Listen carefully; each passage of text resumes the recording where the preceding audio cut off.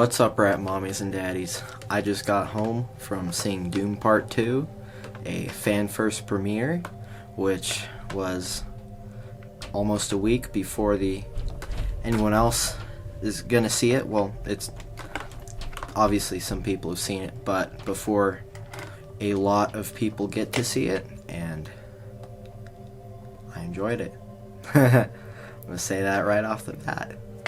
This was a good film. The theater was packed, I will say. Like, never had people sitting right beside me everywhere, just lined up. We're in the IMAX on the third row, just like, oh. It was crazy, but it was epic, and it was enjoyable experience, and I have a lot to say about it. So, I'm gonna start with my well, I'll go over the film, I guess. No, I won't. I'll try to keep this mostly spoiler-free. It's not gonna be spoiler-free for the book, which is weird because there are some changes. I'll have a spoilers warning right there. And yeah, so let's get into it. So it starts where the last film went off. He killed that dude, and they're heading to Siege Tabor, I called it Tabor when I read it. They called it Tabra, which was weird. So, a little different. They're probably right, I'm probably wrong. And so yeah, starts there. And this isn't quite spoilers. And basically, they have to accept him as a Fremen, and her and Lady Jessica as a Fremen as well. And before I go into the rest of the story, first I'm going to give you my positives. First thing, I think for the most part, I'm uploading the reel right now, dude. But for the most part, it's very close to the book. I'm gonna have a few exceptions. I'll talk about them in a minute. But yeah, I think the character of Paul was very well done. I think I'll get to it, most of the characters were done very, very well, and I'm pretty happy about how that went. The cinematography was just beautiful, incredible. The VFX, amazing, as you'd expect, as you could see in the trailers. Story was great. It's a classic tale, and yeah, acting was great, dialogue was great. Nearly everything was great about it. I'm gonna get to this is kind of subjective. I don't really have negatives. These are more where it goes off from the book. So spoilers, kind of right here. I'm gonna spoil some stuff. So, Aaliyah,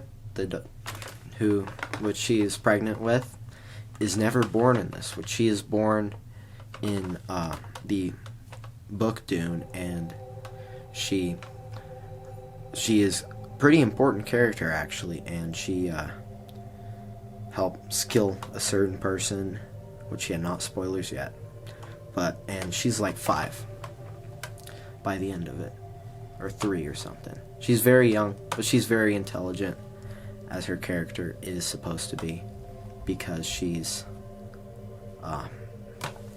the kind of also the Kwisatz and I think that I wish they would have done it. And then also, this shouldn't be a spoiler, but Timothée Chalamet's character Paul and Zendaya's character Chani end up falling in love. And they have a kid in the book.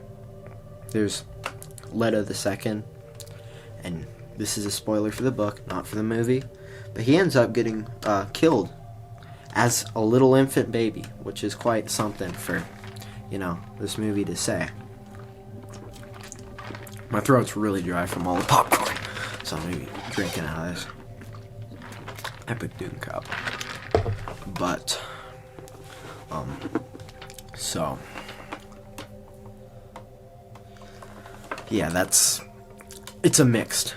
It's what I would have wanted it to do. It's good. Excuse me. It's probably good that they didn't, because it would have been even longer, which it was a long movie. You do feel the runtime. That part sucks. But, yeah, and then, yeah, and, oh man, I'm sorry. So anyways, that, and then, so that's, and then Chaney's, or Zendaya's character Chaney, I think they over-dramatized her opposing of Paul a little bit. There's a little bit of that in the book, but barely any. Not as much as in this movie. That's my only real negative. But I would say that was fine. It was acceptable for the movie. Again, it kind of made sense within the movie. I just would have liked it that, which hopefully they do in Messiah, where they're more of like a very, very loving couple. And, yeah. So, brings me back to the story. So, spoilers starting right here. At this time, I put the time frame there earlier. So, right now. But, so they're getting accepted to Siege Tabor, Tabor, whatever they called it. To Siege Tabor, that's what we're gonna call it. They're getting accepted. Paul and Jessica, and Chaney doubts them, but Stilgar, who's played by Javier Bardem, who's a very good actor, and has some funny moments in this for some reason. The whole theater laughed whenever he said something, which was weird. I don't know. I guess he was kind of funny. He's a good actor, though. Very good actor. Good performance by him. And he has very good faith in this prophecy that he is fulfilling. So, pretty much, they're conflicted on whether they should accept them in. They know they can accept Paul, because he's young, but the Lady Jessica is kind of, they're like, and they get attacked in this really cool scene where it's eclipsing. I thought that was pretty dope, I will say, which it's not a big story plot point, but it's an epic scene. And but they get accepted, sort of. Lady Jessica becomes their Reverend Mother because she is a Bene Gesserit, which is pretty cool. So, yeah, but my bad.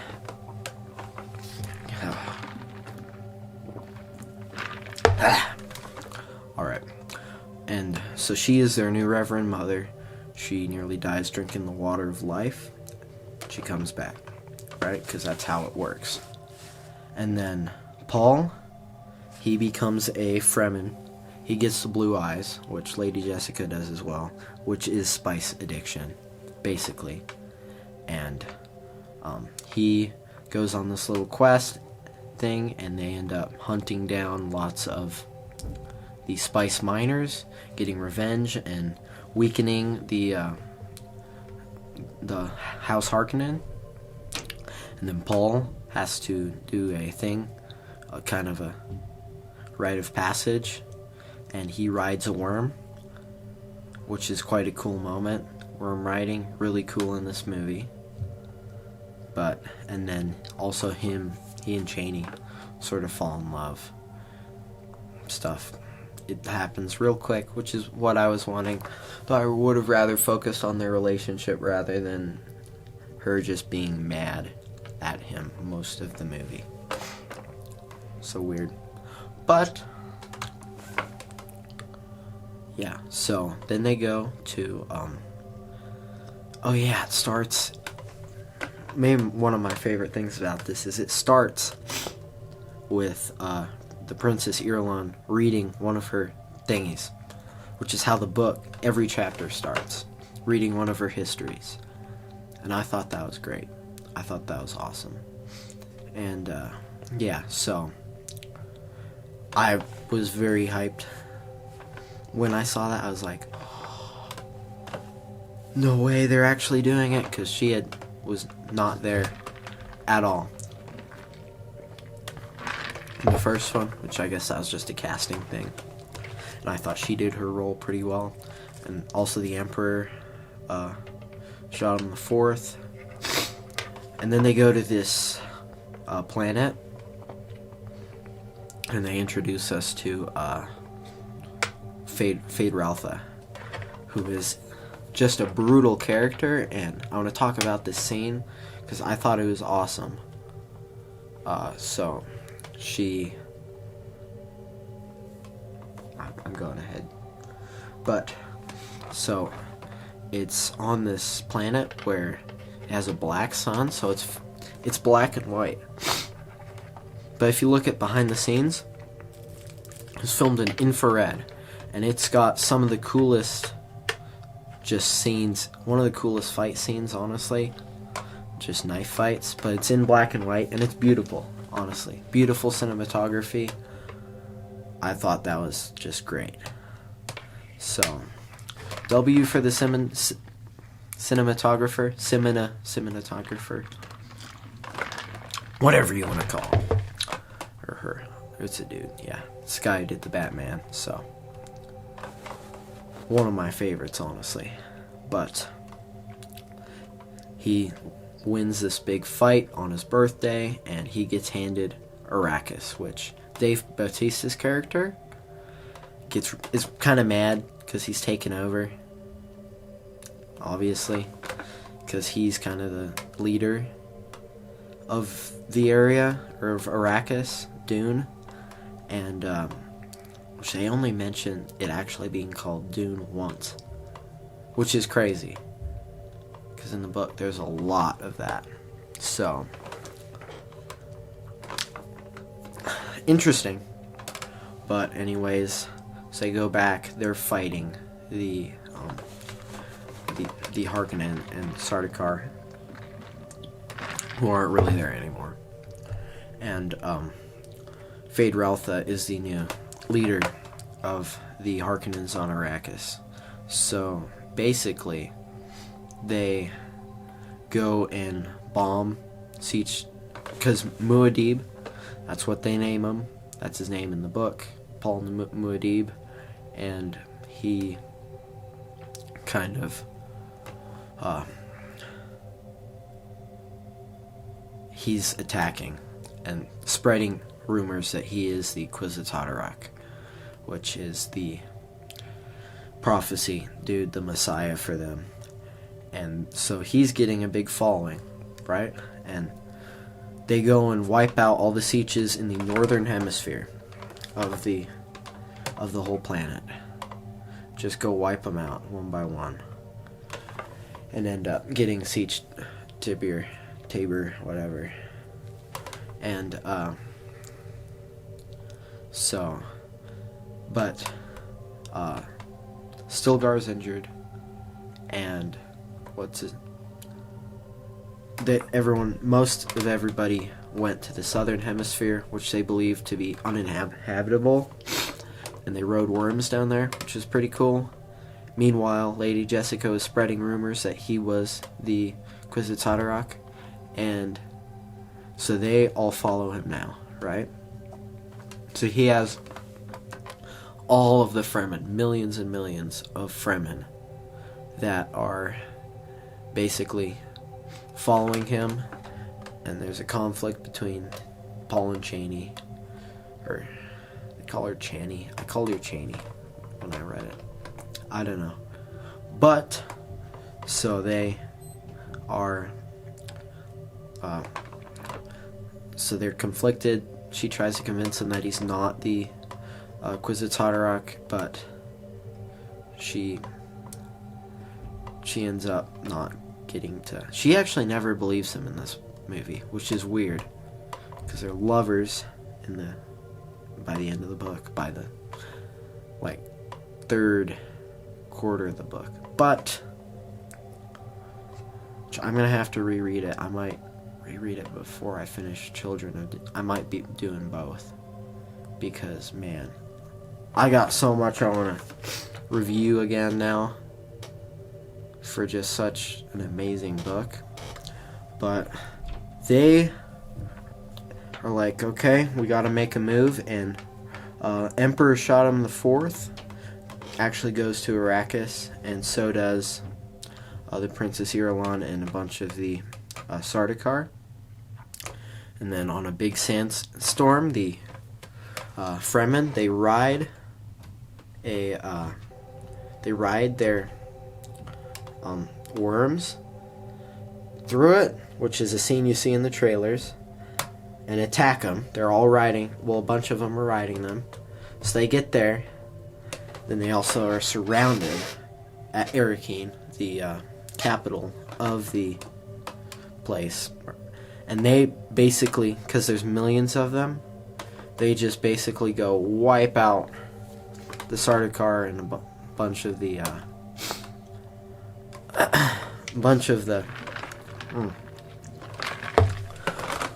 Harkonnens. So then they capture the Emperor. They capture Baron Vladimir Harkonnen, and they also capture Fade Ralpha. I don't know. Why do I call him Ralpha? Ralpha. I don't know. But so they're basically, they've got them. Paul, this is where the movie big thing differentiates, goes and kills the Baron Vladimir Harkonnen, which in the book, 3-year-old Aaliyah does that, which is his sister, who Jessica was pregnant with, which is something big. And then also, the Sardaukar troops take capture of his son Leto, who is actually not in this. Chani never even gets pregnant or anything, not that we know of, which I thought was odd, but I'll let it slide. I'd rather it would have happened that they would have had both of those births, but they didn't. I think it made for a real good movie, though.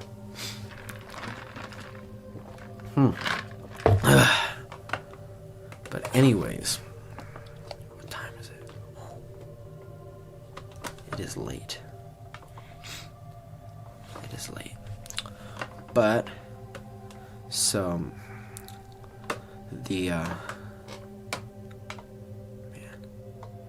so they're all there having sort of a standoff. He killed the Baron Harkonnen, Paul, and he's like, I'm gonna go kill the Emperor.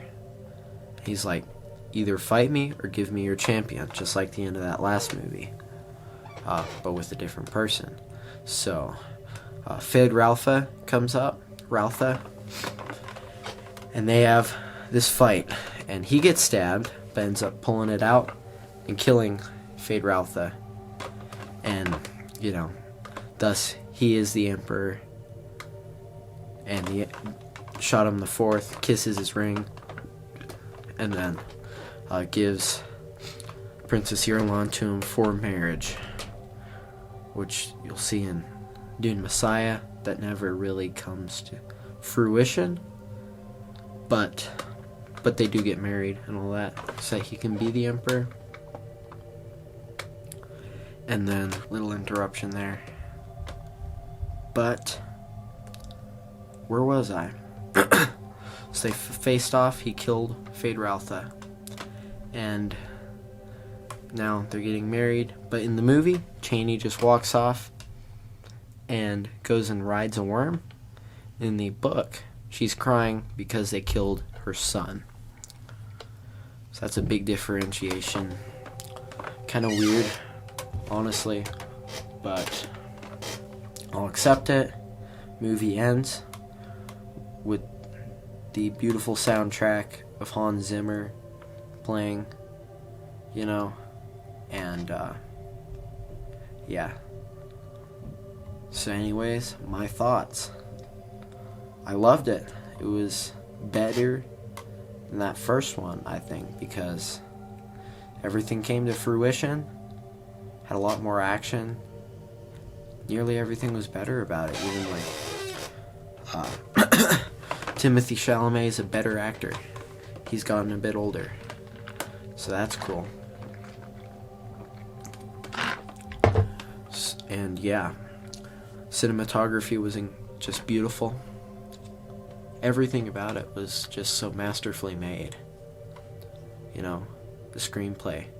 It's a nearly 3-hour movie, and you somewhat feel it, but you're not disliking the time. You're not like, oh, when's it gonna end? You're just sucked up into the world of Dune, and it's just really fascinating. I'd love to see like a little movie of how they made this movie and the first one, just because that would be so interesting. I really, really hope that they adapt, or at least the director Denis Villeneuve adapts Dune Messiah, and then maybe hands off the rest of the books to someone else, or they end there. But I'd like to see the others adapted, because Dune Messiah it's how Frank Herbert intended the ending to be, and they've hinted at it. It would be great to see just how he's more of a tyrannical leader. But anyways, I'm going to rate this. So I rated The Creator 100 out of 100. It's the only one I rated on this channel. That. I'm going to take that back because it had some problems. That's more of like a 93. Okay? Just now that I've thought a bit more. That was my first movie I ever reviewed. But Dune Part 2 is going to be a 99. Would be a 100 simply for the fact that they don't have Aaliyah or Leto in it.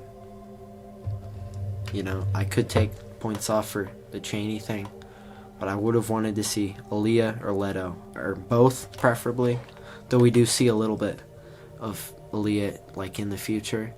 And they got that one girl, what's her name? Anya Taylor-Joy to play her, which I thought was interesting because she's like 30. If they adapt Dune Messiah, she's 15 in that book. They're gonna have to young her up, even though she does look young. But I want perfection, and that's fine if they get a different actress or have her, but try to make her young because she is a good actress. So yeah, and I mean, I do understand that they didn't have Aaliyah in it just because it's hard to have a child play a character with that much wisdom and all-knowing.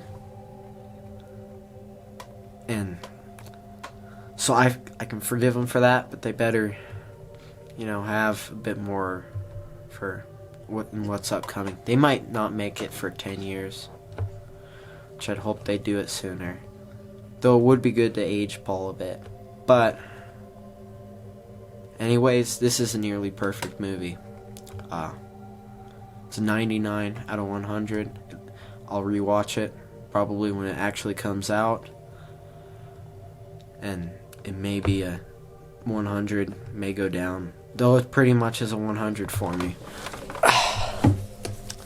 It's pretty much the perfect adaptation of this book, and I'm all for that. I hope that Denis Villeneuve keeps making incredible films. I'd like him to adapt Project Hail Mary, also one of my favorite sci-fi books, because that would be epic. So yeah, 99. So, goodbye, rat mommies and daddies.